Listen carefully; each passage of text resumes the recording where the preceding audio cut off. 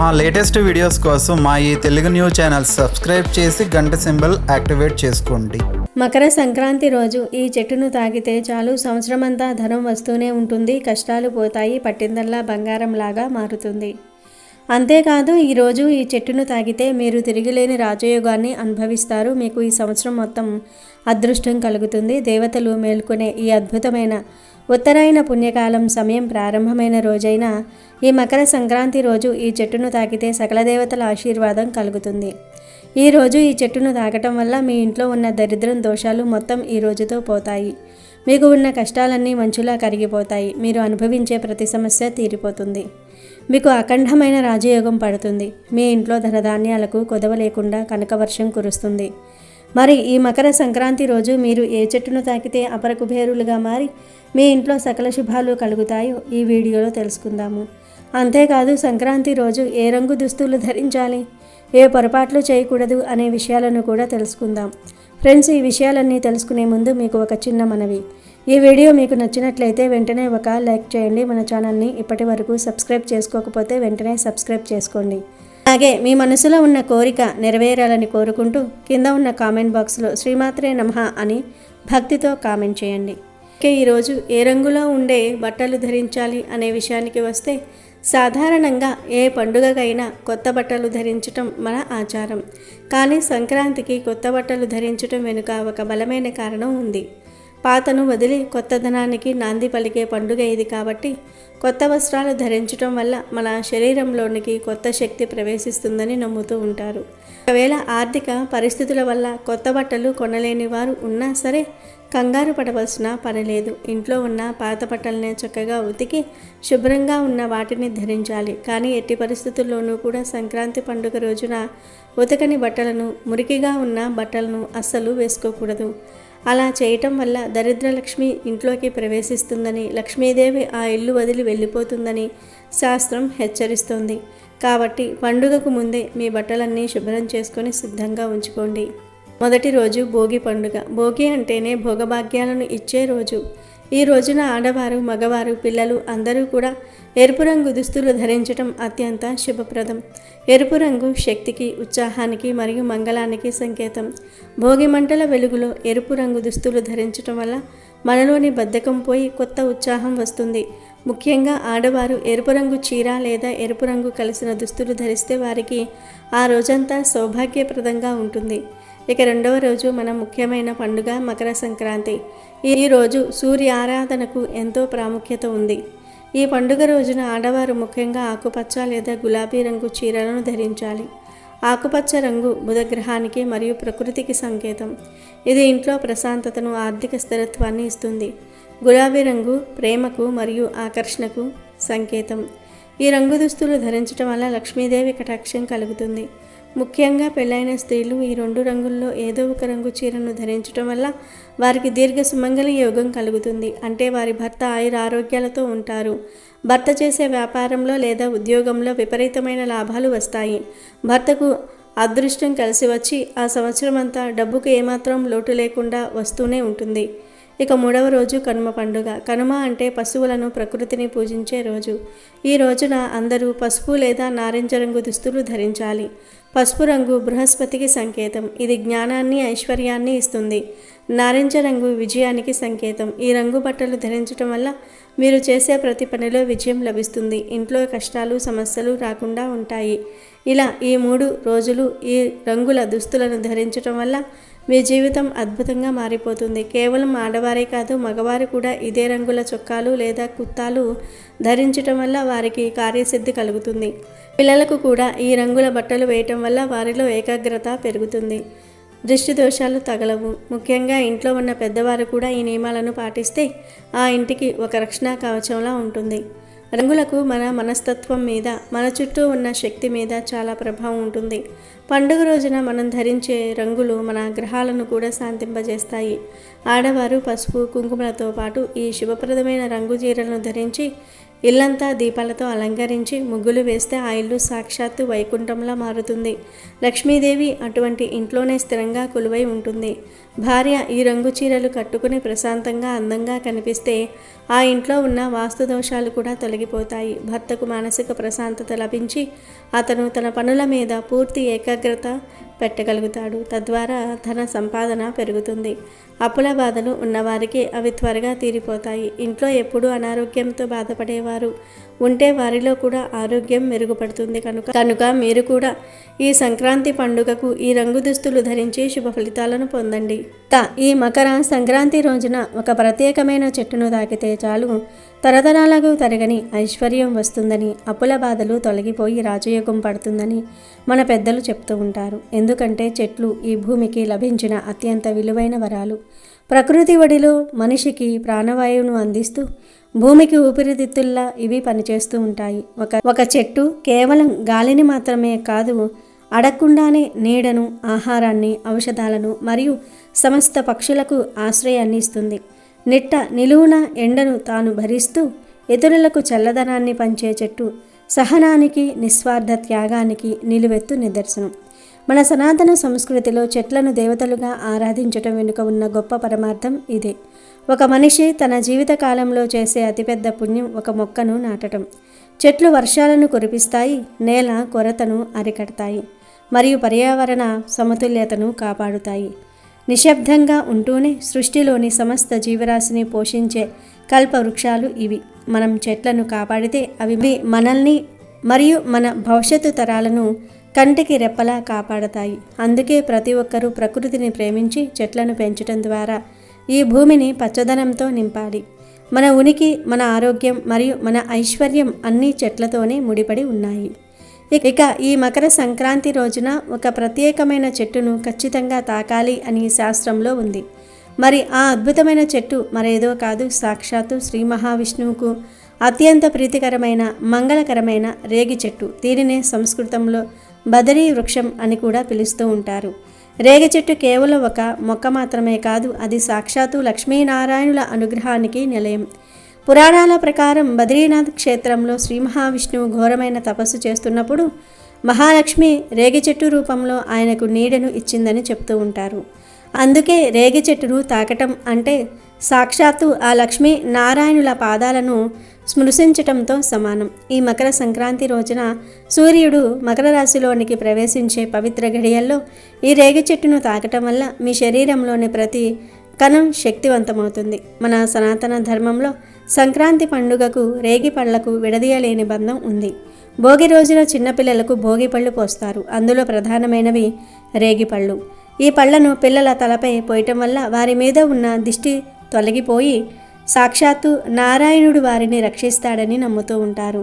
అంతటి మహత్తు ఉన్న రేగి చెట్టును ఈ సంక్రాంతి రోజున దర్శించుకుని తాకటం వల్ల మీ జీవితంలో ఉన్న దరిద్రము, కష్టాలు పటాపంచలైపోతాయి. రేగి చెట్టుకు ఉన్న ఆధ్యాత్మిక శక్తి అమోఘమైనది. ఇది మన చుట్టూ ఉన్న వాతావరణాన్ని శుద్ధి చేయటమే కాకుండా మనలో ఉన్న ప్రతికూల ఆలోచనలను తొలగించి సకల దేవతల ఆశీర్వాదం మనకు అందేలాగా చేస్తుంది. మకర సంక్రాంతి నాడు సూర్యోదయ సమయంలో కానీ లేదా రోజంతా మీకు ఎప్పుడు వీలున్నా సరే దగ్గరలో ఉన్న రేగి చెట్టు దగ్గరకు వెళ్ళండి. ఆ చెట్టును ప్రేమగా, భక్తితో తాకండి. రేగి చెట్టుకు ముళ్ళు ఉన్నా అది ఇచ్చే ఫలం ఎంతో తీయగా ఉంటుంది. ఇది మన జీవితానికి ఒక గొప్ప పాఠం చెప్తుంది. జీవితంలో ఎన్ని కష్టాలు, ఆటంకాలు ఎదురైనా చివరకు దేవ కృపతో మనం తీపి ఫలితాలను పొందుతామని ఈ చెట్టు మనకు గుర్తు చేస్తుంది. ఈ పవిత్రమైన రోజున రేగి చెట్టు మొదట్లో కొంచెం నీరు పోసి పసుపు, కుంకుమలతో అలంకరించి వీలైతే ఒక నెయ్యి దీపం వెలిగించండి. ఆ తర్వాత ఆ చెట్టును 11 సార్లు తాకుతూ మీ మనసులోని కోరికను చెప్పుకోండి. మీకు ఉన్న ఆర్థిక ఇబ్బందులు, అప్పుల బాధలు, ఇంట్లో ఉన్న మనస్పర్ధలు అన్నీ ఆ బద్రీమాతకు విన్నవించుకోండి. ఇలా చేయటం వల్ల మీ జాతకంలో ఉన్న గ్రహదోషాలు, ముఖ్యంగా శని మరియు రాహు దోషాలు కూడా తొలగిపోయి అదృష్టం మీ తలుపు తడుతుంది. ముక్కోటి దేవతలు మెలుకునే ఈ ఉత్తరాయణ కాలంలో రేగి చెట్టును తాకిన వారికి అష్టైశ్వర్యాలు సిద్ధిస్తాయని, రాజయోగం పడుతుందని మన శాస్త్రాలు ఘోషిస్తూ ఉన్నాయి. రాజయోగం అంటే కేవలం ధనవంతులు అవటం మాత్రమే కాదు, మీరు చేసే ప్రతి పనిలో విజయం లభించటం, సమాజంలో గౌరవం పెరగటం, మీ పిల్లలు ఉన్నత స్థితికి చేరుకోవటం, కుటుంబంలో కలకాలం ఉండే సుఖ శాంతులు, ఇవన్నీ కూడా రాజయోగంలో భాగమే. ఆ రేగి చెట్టు అనుగ్రహం ఉంటే మీకు ఇవన్నీ సాధ్యమవుతాయి. ఎవరైతే దీర్ఘకాలంగా అనారోగ్యాలతో బాధపడుతూ ఉన్నారో, ఎవరికైతే సంపాదన ఉన్నా చేతిలో డబ్బు నిలవటం లేదో అటువంటి వారందరూ ఈ సంక్రాంతి పండుగ రోజున తప్పకుండా రేగి చెట్టును తాకి ప్రార్థించాలి. రేగి చెట్టు నుండి వచ్చే గాలిని కాసేపు పీల్చండి. ఆ గాలిలో ఉండే దైవిక శక్తి మీ ఊపిరితిత్తులను, మీ రక్తాన్ని శుద్ధి చేస్తుంది. ఆ తర్వాత మీలో కొత్త ఉత్సాహం, ధైర్యము కలుగుతాయి. ఈ సృష్టిలో ప్రతి వృక్షానికి ఒక ప్రత్యేకత ఉంటుంది. కానీ రేగి చెట్టుకు మాత్రం విష్ణుమూర్తి తపస్సు చేసిన బద్రీవనపు పవిత్రత ఉంటుంది. కాబట్టి మీ ఇంటి దగ్గర కానీ, మీ వీధిలో కానీ, పొలాల్లో కానీ ఎక్కడ రేగి చెట్టు కనిపించినా అశ్రద్ధ చేయకండి. ఈ సంక్రాంతి పండుగ వేళ ఆ చెట్టును తాకటం ద్వారా మీరు పొందే పుణ్యం కోటి యజ్ఞాలు చేసిన ఫలితంతో సమానం. సంక్రాంతి రోజున దాన ధర్మాలు చేయటం ఎంత ముఖ్యమో, దేవతా వృక్షాలను సేవించటం కూడా అంతకంటే ముఖ్యం. నమ్మకంతో, నిశ్చలమైన మనసుతో మీరు ఈ పరిహారం చేస్తే ఈ ఏడాది పొడవునా మీకు ధనానికి ఎటువంటి లోటు ఉండదు. మహాలక్ష్మి మీ ఇంట్లో స్థిర నివాసం ఉంటుంది. ఆ చెట్టులోని అద్భుత శక్తులు మీ శరీరంలోనికి ప్రవేశించి మీ దశను మారుస్తాయి. నెగిటివ్ ఎనర్జీ మొత్తం పోయి పాజిటివ్ ఎనర్జీ మీ సొంతమవుతుంది. కేవలం ఒక నమ్మకం మాత్రమే కాదు, వేళ్ల ఏళ్లుగా మన పూర్వీకులు అనుసరించి ఫలితాలు పొందిన ఒక ఆధ్యాత్మిక సత్యం. మకర సంక్రాంతి రోజున సూర్యుడికి ఇచ్చే గౌరవం ఎంత గొప్పదో, భూమిపై ఉన్న వృక్ష సంపదకు ఇచ్చే గౌరవం కూడా అంతే గొప్పది. రేగి చెట్టును తాకటం అంటే సాక్షాత్తు సృష్టికర్తను గౌరవించటమే. ఈ ఒక్క చిన్న పని మీ జీవితంలో కనకవర్షం కురిపించటమే కాదు, మీకు మానసిక ప్రశాంతతను కూడా ప్రసాదిస్తుంది. భవిష్యత్తు గురించి ఆందోళన చెందుతున్నవారు, కెరియర్లో ఇబ్బందులు పడుతున్నవారు ఈ సంక్రాంతి పుణ్యకాలంలో రేగి చెట్టును ఆశ్రయించండి. ఆ తల్లి ఆశీర్వాదంతో మీరు ఎదురు చూస్తున్న శుభవార్తలు వింటారు. జీవితాంతం సుఖ సంతోషాలతో గడుపుతూ ఉంటారు. మన పురాణాలు చెప్తున్నట్లుగా బద్రీ వృక్షాన్ని సేవించిన వారికి వైకుంఠ ప్రాప్తి కలుగుతుంది. అంటే ఈ లోకంలో ఉన్నంతకాలం సర్వ సుఖాలు అనుభవించి అంతిమంగా మోక్షాన్ని పొందుతారని దీని అర్థం. కాబట్టి అద్భుతమైన మకర సంక్రాంతి అవకాశాన్ని అస్సలు వదులుకోవద్దు. అందరూ మర్చిపోకుండా రేగి చెట్టును తాకి శుభ ఫలితాలను పొందండి. హేమంత ఋతువులో శీతగాలులు, మంచు కురిసే వేళలు, ఇదే తరుణంలో సూర్యుడు మకర రాశిలోనికి ప్రవేశిస్తాడు.